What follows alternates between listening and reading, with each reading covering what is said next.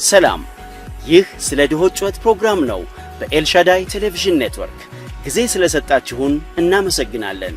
የ1000 ኪሎ ሜትሮች ጉዞ ከአንድ እርምጃ ይጀምራል እንደተባለ በአብሮነት ቅኝት አብረን እንጓዛለን። ሕይወትን በመቁረስ ክርስቶስን መግለጥ አለ። መልካም ቆይታ። ሻሎም ሻሎም። በኤልሻዳይ ቴሌቪዥን ኔትወርክ ስለ ድሆች ጩኸት ፕሮግራም ተመልካቾቻችን የአምላካችን የእግዚአብሔር ሰላም ምሕረት ከሁላችን ጋር ይሁን። ይህ ዘውትር በየሳምንቱ ወደ እናንተ በኤልሻዳይ ቴሌቪዥን እና እንዲሁም በዩቲዩብ እና በተለያዩ ሶሻል ሚዲያዎች ወደ እናንተ የሚመጣ ስለ ድሆች ጩኸት የተሰኘ ፕሮግራም ነው። ስለዚህ ፕሮግራም ስለ እናንተም እግዚአብሔር እናመሰግናለን። እንግዲህ የዚህ ፕሮግራም ዋና ዓላማ ስለ ድሆች ድምጽ እንድናሰማ፣ ስለ ድሆች እንድንሞግት፣ ስለ ድሆች ጠበቃ እንድንሆን ባለንበት ሰፈር፣ ምድር፣ ቤተሰብ፣ ገጠር፣ ከተማ ሁሉ ጊዜ ከድሆች ጋር የተያዘ ነገር ጥንቃቄ እንድናደርግ፣ ለድሆች እንድንቆርስ፣ እንድናካፍል፣ እኛ ድሆች እንደሆንን ብቻ በማሰብ ሳይሆን ካለን እንድናካፍል፣ ስለነሱ እንድናስብ እና መልካም አስተሳሰብ እንዲኖረን የማንቂያ ደውል የሚሰማበት ሁሉ ጊዜ ከድሆችና ከችግረኞች ጋር የተያያዘ ነገር ብቻ የምናስተላልፈት የምናካፍልበት መጽሐፍ ቅዱሳዊ ማህበራዊ ይዘቶችን በዚህ እናነሳለን። በትምህርት መልክ፣ በውይይት መልክ፣ በቃለ መጠይቅ የተለያዩ ወገኖች ጋር ውይይት በማድረግ ቃለ መጠይቅ በማድረግ ጭምር ወደ እናንተ ዘውትር የምንመጣበት ፕሮግራም ነው። ዛሬም በዚህ ፕሮግራም ላይ እንግዳ አለኝ። ከተጋባዥ እንግዳ ጋር በዚህ ፕሮግራም ላይ አንድ መጽሐፍ ቅዱስ ክፍልን መነሻ አድርገን ውይይት እናደርጋለን። በመካከላችን ፓስተር ደምሮ አውግቸዋለ። እንኳን ደህና መጣ ፓስተር ደምሮ። አሜን። እግዚአብሔር ይመስገን። የጌታ የኢየሱስ ክርስቶስ ጸጋና ሰላም ለሁላችሁ ይሁን። መጋቢ ደምሮ አውግቸው እባላለሁ። በቦሌ አማኑኤል ህብረት ቤተክርስቲያን አገልጋይ ነኝ። ዛሬ ደግሞ በዚህ በድሆች ጩኸት ፕሮግራም ላይ ከፓስተር ጋር ከፓስተር አምሉ ጋር አብረን እንድንወያይ ይህንን ጊዜ አግኝተናል። እግዚአብሔር ይባርካችሁ። አሜን። እንግዲህ ለድሆች ጩኸት ፕሮግራምና ለዚህ ነው እንግዳ ያልኩ እንጂ አብረን የምንሰራ የእግዚአብሔር ስራ አብረን አንድ ላይ ተጠምደን የምንሰራነን።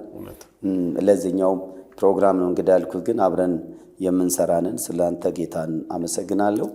እንኳን ደህና መጣ በድጋሚ ማለት እወዳለሁ። አሜን። እግዚአብሔር ይባርክ ፓስተር፣ እንኳን ደህና ቆየኝ። ጌታ እንግዲህ በሚሰጠን ጊዜ እግዚአብሔርን ቃል እንካፈላለን፣ እንወያያለን። ተባረክ። በጣም የራስህን ቤተሰብህን የስንት ሚስት ባል እንደሆንክ ያው ፓስተር ደምሮ አውግቸው እባላለሁ። ባለትዳር ነኝ። የአንድ ሚስት ባል ነኝ። 3 ልጆች አሉኝ። እግዚአብሔር ይመስገን። ያው ጌታን እያገለገልኩ ነው ያለሁት። ጌታ ይመስገን። እንግዲህ የአንዲት ሚስት ባል እንደሆንክ አውቃለሁ። እኔም ያው ሁሉ ጊዜ የአንዲት ሚስት ባል ነን ስለሚል መቼስ የሁለት መሆን አንችልም። ያን እውነት ለማንሳት ነው። ጌታን በእውነት እጅግ አድርገን እናመሰግናለን። እንግዲህ ያው እግዚአብሔርን ቃል በማስተማር ነው ትኩረት አድርገህ የምትሄደው። ቤተክርስቲያን ውስጥ ካለ ኃላፊነት ጎን ለጎን አንዱ መጽሐፍ ቅዱስን ማስተማር ነው። በዚህ ስለ ድሆች ጩኸት ፕሮግራም ላይ ብዙ ጊዜ ከመጽሐፍ ጋር የተያዘ ነገር ነው የምናነሳው። መጽሐፍ ቅዱስን የሚያጠኑ ሰዎች ከድሆችና ከችግረኞች ጋር የተያዘ ነገር ከእያንዳንዱ ገጽ ላይ እያነበቡ አንዷን ገጽ ቢቀዱ የጀርባውን 2 ከበር ብቻ ይቀራሉ። ከድሆችና ችግረኞች ጋር ያልተያዘ ቃል የለም ይላሉ። ያን የሚያስብለው መጽሐፍ ቅዱስ የፍትህ መጽሐፍ ስለሆነ ራሱ ቃሉ ፍትህ ስለሆነ ብዙ ጊዜ የሚጎዱት፣ የሚነኩት፣ የሚበደሉት፣ የሚፈናቀሉት፣ የሚቀሙት፣ የሚያዝኑት፣ የሚያለቅሱት፣ የሚጮሁት የታሪክ አጋጣሚ ድሃ ያደረጋቸውና ችግረኛ ያደረጋቸው ናቸው። ስለዚህ የዛን ያን አንዱ የበለጠ ደግሞ እንዲጮህ የሚያደርገው እሱ ነውና ይሄን መነሻ ማድረግ ዛሬ እንደ መነሻ ያዕቆብ መልእክት ምዕራፍ 5 ከ1 እስከ 6 መነሻ አድርገን ግን ወደፊትም ወደ ኋላም ሄደን ልናነሳ እንችላለን። እነኚህን ክፍሎች ጋር አብረን እንወያያለን በጋራ ተከታታይ ጊዜያት። እንግዲህ በቤታችሁ ሆናችሁ መጽሐፍ ቅዱስ የምታጠኑ ያዕቆብ ምዕራፍ 5 አብረን ማየት እንችላለን። ከቁጥር 1 ጀምሮ አሁንም እናንተ ባለጠጎች ስለሚደርስባችሁ ጭንቅ ዋይ ዋይ እያላችሁ አልቅሱ። ሀብታችሁ ተበላሽተዋል፣ ልብሳችሁም በብል ተበልተዋል፣ ወርቃችሁም ብራችሁም ዝጓል። ዝገቱም ምስክር ይሆንባቸዋል፣ ሥጋችሁንም እንደ እሳት ይበላል። ለኋለኛው ቀን መዝገብ አከማችታችኋል። እነሆ እርሻችሁን ያጨዱት የሠራተኞች ደሞዝ በእናንተ ተቀምቶ ይጮኻል። የአጫጆችም ድምፅ ወደ ጌታ ጸባዖት ጆሮ ገብተዋል። በምድር ላይ ተቀማጥላችኋል፣ በሴሰኝነት ኖራችኋል። ለእርድ ቀን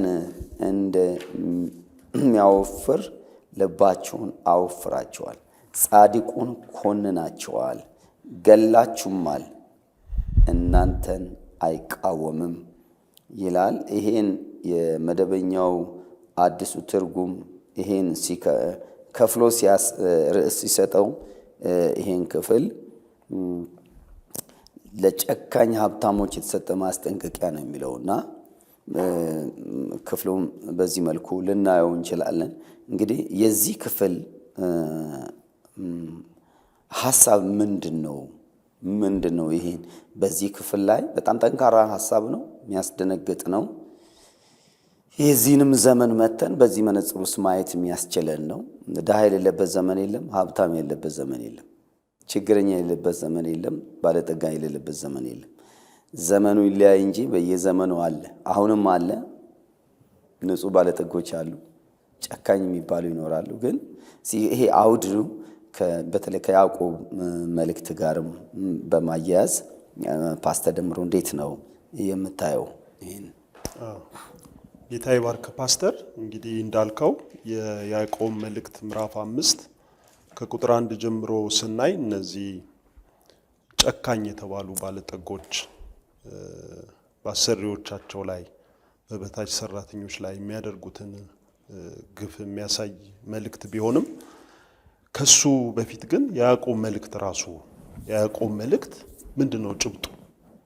የራሱ መልእክቱን መጽሐፉን ማየት ጥሩ ነው ብዬ አስባለሁ። ምክንያቱም የያዕቆብን መልእክት ጭብጥ ሐሳብ ማግኘት ማለት በዛ ውስጥ አሁን የምንወያየውን ምዕራፍ 5ን እናገኛለን። ከዚህ ሐሳብ ተነስተን ስናወራ እንግዲህ የያዕቆብ መልእክት እንደምታውቀው ወደ ተግባር የሚጠራ መልእክት ነው። ማለት አንድ ሰው በጌታ በኢየሱስ ክርስቶስ አምኖ በጸጋው እንደዳነ መጽሐፍ ቅዱስ በግልጽ ይነግረናል። ግን የተግባር ሕይወት እንድንኖር በጣም አተኩሮ ያዕቆብ የሚናገርበት ሐሳብ ያ ነው። የተግባር ክርስትናን በጣም አድርጎ ያነሳል። ካመንን በጌታ የምናምን ከሆነ አማኞች ከሆንን እስቲ እምነታችንን ደግሞ በተግባር እናሳይ አይነት ነገር ጭብጥ ሐሳብ ያለው መልእክት ነውና እንደ መንደርደሪያ እንዲሆነን ከቁጥር 22 ጀምሮ ያለው ምዕራፍ 1 ላይ ቁጥር 22 ጀምሮ ያለውን ሐሳብ ብናነሳ ጥሩ ይሆናል ብዬ አስባለሁ። እንደዚህ ይላል፣ ቃሉን የምታደርጉ ሁኑ እንጂ ራሳችሁን እያሳታችሁ የምትሰሙ ብቻ አትሁኑ። ቃሉን የሚሰማ የማያደርገውም ቢኖር የተፈጥሮ ፊቱን በመስታወት የሚያይን ሰው ይመስላል። ራሱን አይቶ ይሄዳል፣ ወዲያውም እንደምን እንደሆነ ይረሳል። ነገር ግን ነፃ የሚያወጣውን ፍጹሙን ሕግ ተመልክቶ የሚጸናበት ስራንም የሚሰራ እንጂ ሰምቶ የሚረሳ ያልሆነ በስራው የተባረከ ይሆናል ይላል። ይሄ ክፍል የሚነግረን ምንድነው? ያዕቆብ ዋናው ቲሙ ወይም ደግሞ ማዕከላዊ ሐሳቡ ወሳኝ የሆነው ሐሳቡ እዚህ ጋር ነው ያለው። የእግዚአብሔርን ቃል እንሰማለን፣ ምንም ጥያቄ የለውም። በእግዚአብሔር ቤት ውስጥ እግዚአብሔርን ቃል ይሰበካል፣ እንሰማለን። ሰሚዎች ብቻ ግን አትሁኑ ነው የያዕቆብ ሐሳብ። ሰሚዎች ብቻ አትሁኑ፣ ሰምታችሁ በተግባር የምትፈጽሙ ሁኑ ይልና የእግዚአብሔርን ቃል ሰምቶ የማይፈጽመውን ሰው በአንድ ምሳሌ ያነሳዋል። የተፈጥሮ ፊቱን በመስታወት አይቶ በኋላ እንደሚረሳው አይነት ሰው እንደሆነ ይናገራል። እና ወደ ተግባር ክርስትና ነው ያዕቆብ የሚጠራን፣ ወደ ተግባር ክርስትና ነው። እንደዚህ አይነት ብዙ ምሳሌዎችን አንስቶ ይናገራል። ለምሳሌ ትልቁ የእምነት አባታችን አብርሃም ነው አይደል? በመጽሐፍ ቅዱስ የምናየው ስለሱ ያነሳል። አብርሃምን ተመልከቱ ይልና ልጁን ይስሐቅን ለእግዚአብሔር መስዋዕት አደረገ። ሰማው፣ እግዚአብሔርን ታዘዘ፣ ግን መታዘዙን በተግባር አሳየ ይልና እንደገና ጋለሞታይቱን ረዓብንም ያነሳታል። እዛ ክፍል ወደ ያዕቆብ ምዕራፍ 2 ላይ ገብተህ ስታነብ ይህንን ይነግረናል። ስለዚህ የተግባር ክርስትናን ይሄ እምነት ብቻ ሳይሆን የሰማነውን ቃል ተነቃክተን ስሜታዊ ሆነን ምናምን እንድንሄድ ብቻ ሳይሆን የሰማነውን ቃል በተግባር እንድናሳይ ይጠይቀናል ያዕቆብ። እና የመልእክቱ ዋና ሐሳብ ይሄ ነው። ያዕቆብ ዋና ሐሳብ ይሄ ነው። በተግባር እስቲ ክርስትናችሁን እምነታችሁንም በእግዚአብሔር ላይ ያላችሁን እምነት እስቲ በተግባር አሳዩኝ አይነት ነገር ነው ያዕቆብ ትልቁ ጥያቄ ያ ነው። እና በዚህ ዘመንም ስንመለከት ደግሞ ጌታን እናምናለን፣ እግዚአብሔርን ቃል እንሰማለን፣ በጣም ጥሩ ነው ይሄ። ግን የተግባር ህይወት የለንም። እና ጌታ የተግባር ክርስትና ነው እየጠራ ያለው። ዝም ብሎ የእግዚአብሔርን ቃል እየሰሙ መኖር ሳይሆን በስራም እንድናሳየው አይነት ነገር ይናገራል። በተለይ ቁጥር 25 ላይ የሚነግረን እሱን ነው። ስራን የሚሰራ እንጂ ሰምቶ የማይረሳ ያልሆነ በስራው የተባረከ ይሆናል ነው። እና ተግባር ያስፈልጋል የሚል ሐሳብ አለው። ጌታ ኢየሱስም በነገራችን ላይ ይህንኑ ሐሳብ እኮ በተለያየ መንገድ አስተምሮታል። ለምሳሌ ሁላችንም የምናውቀው ይሄ ማቴዎስ 7 ላይ ያለውን ቃል ብናነሳ እንደዚህ የሚል ቃል አለ። ማቴዎስ 7:24 ላይ ስለዚህ ይህንን ቃሌን ሰምቶ የማያደርገው ሁሉ ቤቱን በአለት ላይ የሰራ ልባምን ሰው ይመስላል። የሚያደርገው ሁሉ እና ማድረግን ድርጊትን ራሱ ዋናው መምህራችን ኢየሱስ ራሱ በብዙ አስተምሮታል። ወደ ተግባር እንድንመጣ፣ ወደ ስራ እንድንመጣ እና ይህንን ሐሳብ ይዘን ያዕቆብን መልእክት ማየት ይገባናል ማለት ነው። ትልቁ መነጽራችን ያዕቆብ እያወራ ያለው ስለ ተግባር ክርስትና ወይም ደግሞ እምነታችን በስራ ስለመታየት የሚናገር ክፍል ነው። አንዳንድ ሰዎች እንደምታውቀው ይህንን መልእክት እምነት በክርስቶስ ኢየሱስ በጸጋ ነው ብለን ነው የምናምነው አይደል? ያዕቆብ በስራ እንደሆነ ይናገራል ብለው የማይቀበሉትም ሰዎች አሉ። ይህንን መልእክት ግን ካመንን ያመነ ሰው የሚሰራውን ስራ ያመነውን ሰው መኖር የሚገባውን ህይወት በተግባር ማሳየት የሚገባውን ህይወት ያሳይ ነው። የያዕቆብ መልእክት ሐሳብ ይሄ ነው። እና ከዚህ ተነስተን ነው እንግዲህ ወደ ምዕራፍ 5 ልንገባና ልንወያይ የምንችለው ብዬ አስባለሁ። እንዲሁም የዳነ ሰው አንዱ ምልክት ይሄ መሆን አለበት ነው። እውነት ነው። የዳነ ሰው እምነቱን በስራ ካልገለጠ ራሱ ተፈጥሮ የዳነ ሰው ኤፌሶን 2:10 ላይ በክርስቶስ መልካምን ስራ ለመስራት ተፈጠርን ካልን ይሄኛው አዲሱ የተፈጠረው ፍጥረት ነቸሩ መልካምን ስራ ለመስራት ግን አዲስ ተፈጥረናል ብለን ክፉ ስራ ምን ሰራ ከሆነ ምን ነጥቅ ከሆነ ምን ዘርፍ ከሆነ አሁን እንደምናየው አይነት በኋላ ምን ደርስበት አይነት ነጣቂዎች ከሆነን ገዳይ ከሆነን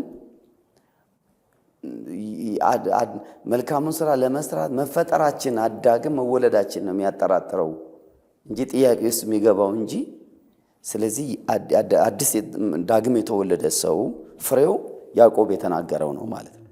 ያዕቆብ የተናገረው ስራን እምነትን በስራ አሳይ ማለት አዲስ ፍጥረት ማንነትህን አሳይ።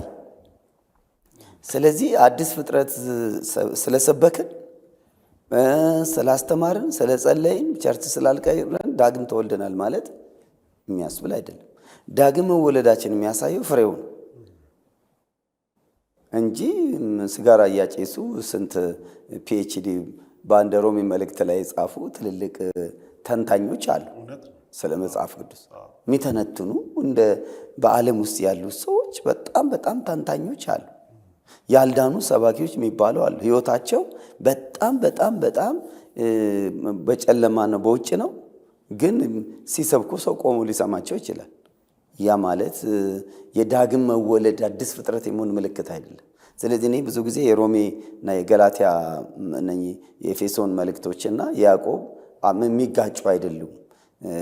አዲስ የተፈጠረ ሰው መታየት ያለበት እምነትን በስራ መግለጥ አለበትና ያ እምነት በጋን ውስጥ የሚደበቅ መብራት ማለት አይደለም። ራሱ ፍጥረቱ እኔ እንደሳስብ ለምሳሌ አሁን አንበሳ ፊት አስቀምጠን ሳር ብላ ብንለው መብላት አይችልም።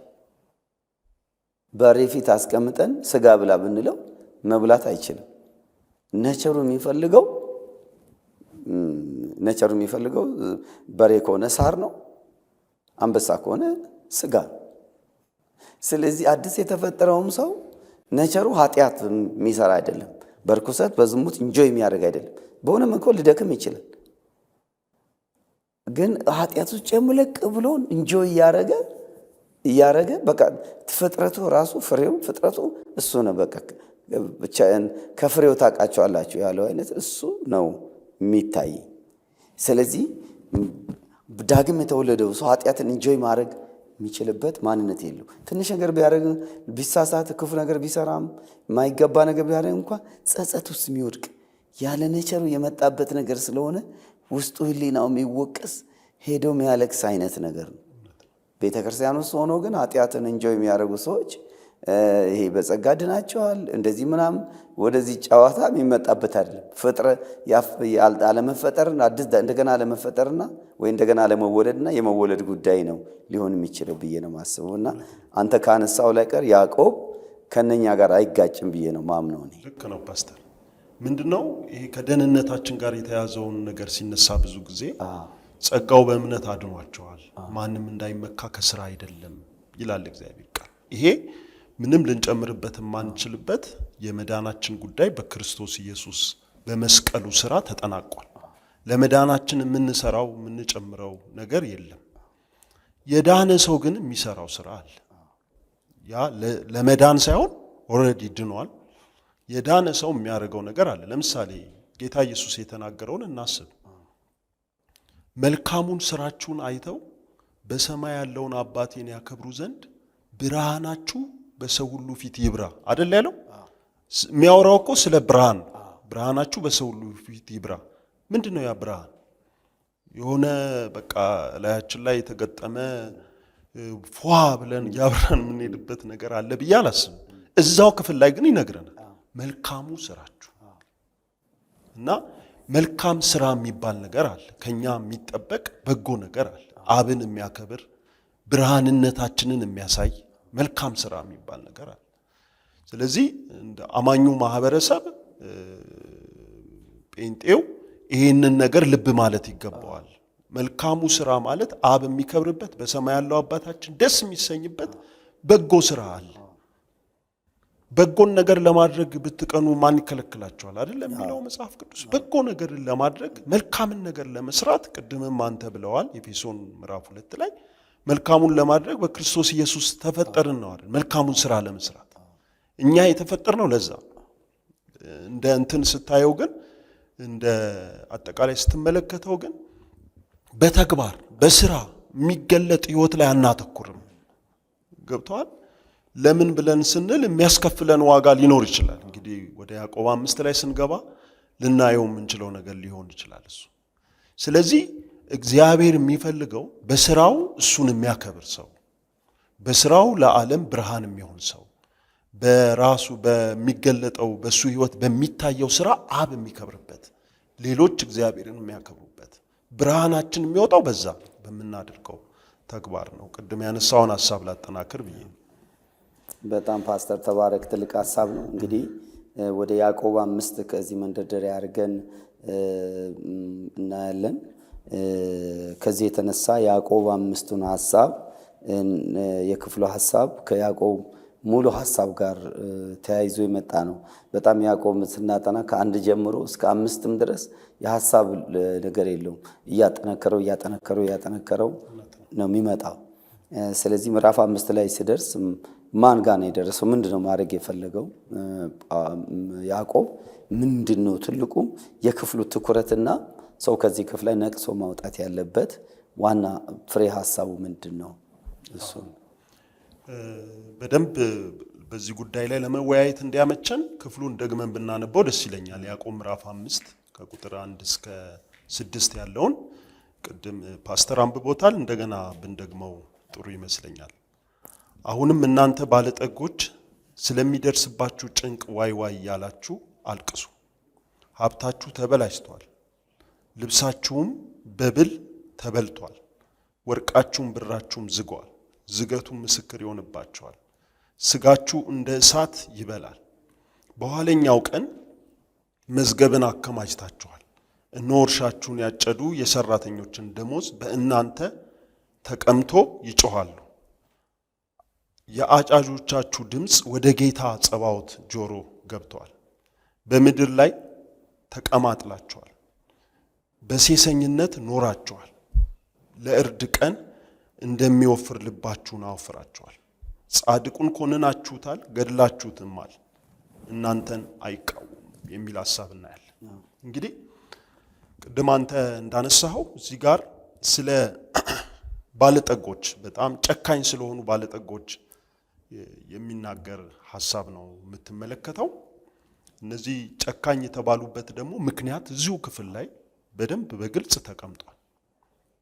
የመጀመሪያ ዋይ ዋይ በሉ የሚለው ቃል እነማንን ነው ብለን ስንል እዚህ ክፍል ላይ የተጠቀሱ በግፍ የተጠቀሱ ባለጸጎችን ሀብታቸውን በግፍ የሰበሰቡ በምድር ይሄ በጣም እንዲሰመርልኝ ይፈልጋለሁ። በምድር ሀብትን ለማከማቸት የሚፈልጉ በነገራችን ላይ በምድር ብቻ አይደለም በሰማይም መዝገብ የሚከማች ሀብት እንዳለ መጽሐፍ ቅዱስ ይነግራል። በአንቀጸ ብፁዓን ታስታውስ ከሆነ ጌታ ኢየሱስ ባስተማረው ትምህርት ላይ የማቴዎስ ወንጌል ምዕራፍ 6 ከቁጥር 19 እስከ 21 ላይ በሰማይ ላለ ሌባ ለማይደርስበት ብል ለማይበላው በሰማይ ላለው መዝገብ ስሩ። እዛ ሀብት ነው፣ ይሄ ሀብት ነው ግን በሰማይ ነው። እዚህ ጋር ያሉ ሰዎች ግን በምድር ያለን ሀብት ለማካበት እዚሁ በልጽገው እዚሁ ሁሉ ነገራቸውን ጨርሰው ለመሄድ የሚፈልጉ ደግሞ የሰበሰቡበት መንገድ መጽሐፍ ቅዱሳዊ ያልሆነ ግፍ የተሞላበት በጣም ጭካኔ የተሞላበት አሰሪዎቻቸው ላይ በሚያደርጉት ግፍ የሰበሰቡት ብር ያለበት እንደሆነ ይሄ ክፍል ይነግረናል። በዚህ ክፍል ውስጥ ከቁጥር 1 ጀምሮ እስከ 5 ድረስ ያለው ሐሳብ ይህንን ነገር በደንብ አድርጎ ያብራራዋል። ግን ይህንን ክፍል ለማውራት እንደ መጀመሪያ ልናየው የሚገባ ነገር እዚህ ጋር የተጠቀሱት ሀብታም የተባሉት ባለጠጎች የተባሉት ሰዎች ባለጠግነታቸው በትክክለኛ መንገድ የመጣ ባለጸግነት አይደለም። መበልጸግ በራሱ ስህተት አይደለም። ብልጽግናን የተቃወመ አይደለም። ክፍሉ አይቃወም ብልጽግናን፣ ግን የበለጸጉበትን መንገድ ግን ይቃወማል ያዕቆብ። እዚህ ጋር እንዳልኩ ያዕቆብ ቅድም መጀመሪያ ላይ ስንገባ የመልእክቱን ጭብጥ ሐሳብ ስናነሳ እንዳነሳ ነው ስለ ተግባር ሕይወት ነው የሚያወራው። ያዕቆብ በባህሪው እንዲህ አይነት ባህሪ ነው ያለው። ያዕቆብ አንድን ሰው ከሚያወራው በላይ ስለሚሰራው ጉዳይ ጉድ ብሎት የሚያወራ ነው ያዕቆብ። እዚህ ክፍል ላይም ስለ እነዚህ ባለጠጎች በምድር ሀብት ስላከማቹ ግን ያከማቹበት መንገድ ስህተት ስለሆነ ስለ እነዚህ ሰዎች ያነሳል። ይህንን አንስቶ ነው የሚጀምረው። ወደ ምዕራፍ 2 ላይ ስንመለስ ቤተ ክርስቲያን ውስጥ የተፈጠረ ነገር ነበር። የተፈጠረው ምንድነው? በቪአይፒ የዘንድሮም ቪአይፒ አይነት ነገር እዛ ነው የተጀመረው ይመስለኛል። ቪአይፒ ወንበር ቪአይፒ እና ወደ ጉባኤያችሁ የወርቅ ቀለበት ያደረገ እና ንጹህ ልብስ የለበሰ ባለጠጋ ሰው ሲመጣ ድሃውን ቀድሞ ወንበር የያዘውን አስነስቶ ቀድሞ ወንበር ይዟል። ቀድሞ መጥቶ ወንበር ይዟል። አርፍዶ የመጣውን ባለጠጋ ሰው ለዚያ ሰው ተነስቶ ዲያቆናት ያስነሱና ከእግሬ በታች ተቀመጥ ድሃው። ከዛው ግድግዳ ተደግፈ ቆሙ። አርፍዶ የመጣው ባለጠጋ ቀድሞ የተቀመጠው ድሃ ያስለቅቃል። ስለዚህ እናንተ የምታደሉ ዳኞች አይደላችሁምን ይላችሁ። ዳኞች በአንድ ቤት ውስጥ የአባት ልጆች ሆነው ቪአይፒ ወንበር ተዘጋጅተውላቸው ባለጠጎቹ ገንዘብ ስለሰጡ ከፊት ሲቀመጡ ያዕቆብ 2 ነው ያልኩት። ያዕቆብ 2 ላይ ባለጠጎቹ ቪአይፒ ወንበር ተቀምጦላቸው ድሃ ልብስ ማጠብ ያልቻለ በቂ ገንዘብ የሌለው ሰው ቆሞ አንድ ተመሳሳይ አባታቸውን ቃል ሊካፈሉ ተመሳሳይ የአባቱ ቤት የሆነ ምናልባት ባለጠጋው እዛ ያ ምኩራብ የተሰራበት ቤት ገንዘቡን ያወጣው እሱ ሊሆን ይችላል። ነገ ገንዘቡን ያወጣው እሱ ሊሆን ይችላል። ነገ የሚረዳው ድሃ ድንቡሎ የለውም። እና እንደዚሁ እዚህ ከተማ ውስጥ አንድ ፓስተር ቸርች ድሃ እንዲመጣ አልፈልግም አለ ለአንድ ፓስተር። ለምን? ድሃ በመሃል ያለው አንድ ቀን ፕሮግራምና እሑድን ብቻ ማነው ባለጠጋ ፕሮግራም ላይ መጥቶ ብቻ ወደ ቤቱ ይሄዳል። ድሃ ግን ከሰኞ እስከ ዓርብ ቢሮ እየመጣ ይረብሻል። ስለዚህ ተቸገርኩ ድምፅ መስማት አይፈልግም። ሰጥቶ መሄድ ነው የሚፈልገው ማለት ነው። ሰጥቶ መሄድ ጉብኝት የማይፈልግ ሰጥቶ መሄድ ጉብኝት የማይፈልግ ነው የሚፈልገው ማለት ነው። ስለዚህ ይሄ ነገር እዛ ጋም ተጀምሯል። እዛ ጋ ቪአይፒ ወንበር የሚባለው ነገር እዛ ተጀምሯል። ያዕቆብ ምዕራፍ 2ን ያው እኛ ምዕራፍ 5 ላይ ስለሆነ ዛሬ እንትን ያደረግነው ትኩረት ያደረግነው በሚል ነው እንጂ ያዕቆብ ምዕራፍ 2 ስለ አድሎ ነው የሚናገረው። አሁን አንተም እንዳልከው በሀብታሞችና በድሆች መካከል የሚደረግ አድሎ እናንተ ጨካኝ ፈራጅ መሆናችሁ አይደለምን ይላቸዋል፣ እንዲህ በማድረጋችሁ ይላል። በነገራችን ላይ ያዕቆብ በጣም የሚገርመኝ ያዕቆብ መልእክት ምንድነው የሚገርመኝ ብለህ ብትጠይቀኝ እንዳልነው ጭብጡ ወደ ተግባር ኑ ነው አይደለ?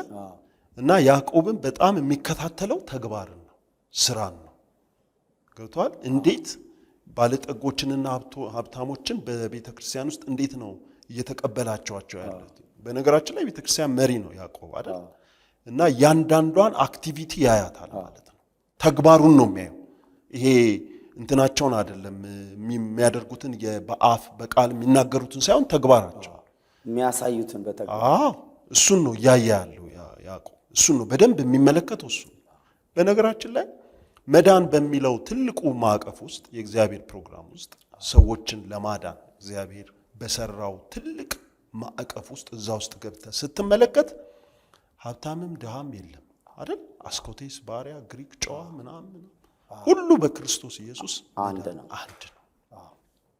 ይሄንን ነው እኛ የምናምነው፣ ይሄንን ነው መጽሐፍ ቅዱስም የሚነግረን ይሄንን።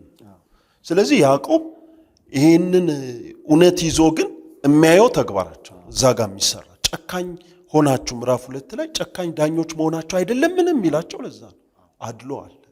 እኔም አንተ እንዳልከው ማቀው እንደዚህ አይነት ታሪክ አለ፣ ማቀበት ቦታ አለ። ገብቷል?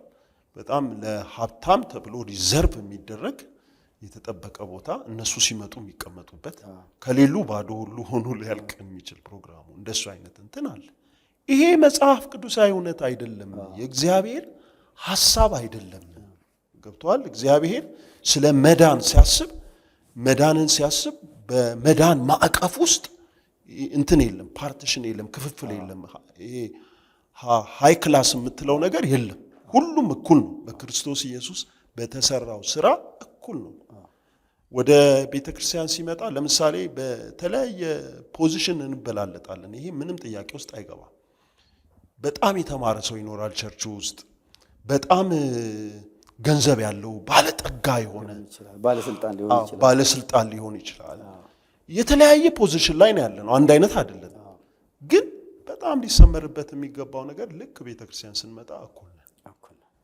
ይሄ ነው ያዕቆብ እያለ ያለ ይሄ ነው። ለምንድን ነው ጨካኝ ዳኛ የሆናችሁት? ምዕራፍ 2 ላይ የሚያነሳው ለዛ። እዚህ ወደ ምዕራፍ 5 ስንገባ ግን በሌላ ይሄንኑ አሁንም የሚያየው ያዕቆብ ተግባራቸው እያየ ያለው ተግባሮች። ስለዚህ አሁን ምዕራፍ 5ን በሚቀጥለው ሳምንት በደንብ አድርገን እናየዋለን።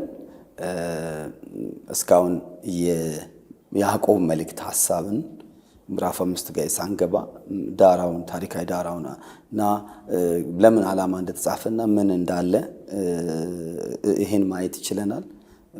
ከደህንነት ጋችን ጋር የተገናኘ ባይሆን ግን በተዘዋዋሪ መንገድ ግን የደህንነታችን መዳናችን መገለጫ እንደሆነ ይሄን ማየት ይችለናል።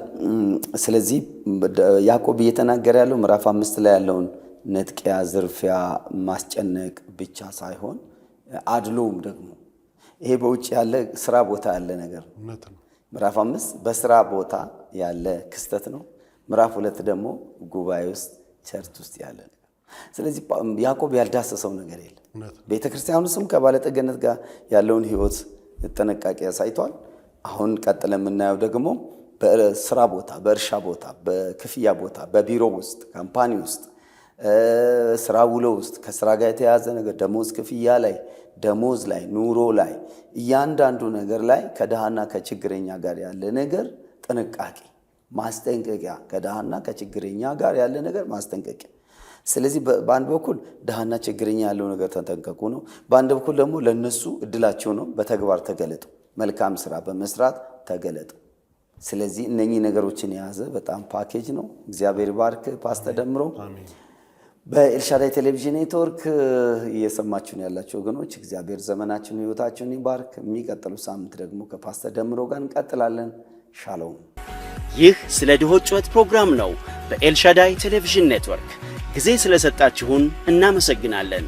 የ1000 ኪሎ ሜትሮች ጉዞ ከአንድ እርምጃ ይጀምራል እንደተባለ በአብሮነት ቅኝት አብረን እንጓዛለን። ሕይወትን በመቁረስ ክርስቶስን መግለጥ አለ። መልካም ቆይታ።